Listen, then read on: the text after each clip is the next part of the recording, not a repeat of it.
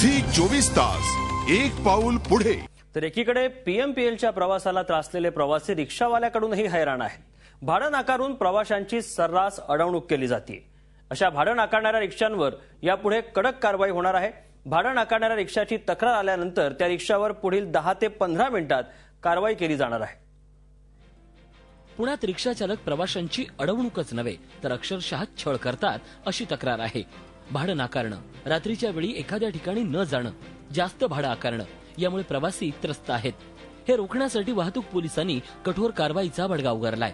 रिक्षा संदर्भात कुठलीही तक्रार असल्यास 020 26 20 82 25 किंवा 26 12 20 00 या क्रमांकावर फोन केल्यास किंवा 88 88 00 4455 या मोबाईलवर SMS केल्यास त्या रिक्षावर तात्काळ कारवाई करण्यात येणार आहे।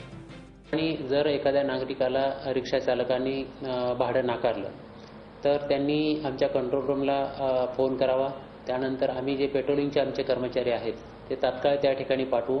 यामध्ये 5-10 मिनिटं त्या नागरिकाला त्या ठिकाणी थांबावं लागेल, पण आम्ही त्याची तात्काळ दखल घेऊन आम्ही कारवाई करू। पुणेकरांनी या कारवाईचं स्वागत केलंय। पुणे पोलिसांनी असं खाक्यासूद दाखवायला सुरुवात केली आहे की जे भाडं नाकारतात, जे रिक्षेवाले भाडं नाकारतात त्या लोकांसाठी आता त्यांच्यावर कडक कारवाई करायची आणि त्यांचे निलंबन करायचं असा जो निर्णय घेतलेला आहे तर तो मला खूप कौतुकास्पद निर्णय वाटतो। वाहतूक शाखेकडून गेल्या 6 महिन्यात सुमारे 30,000 रिक्षांवर कारवाई करण्यात आली आहे। आता आणखीन कठोर कारवाईच्या बडग्यानंतर काही फरक पडतो का ते बघावं लागेल। झी 24 ताससाठी अरुण मेहत्रे, पुणे। झी 24 तास एक पाऊल पुढे।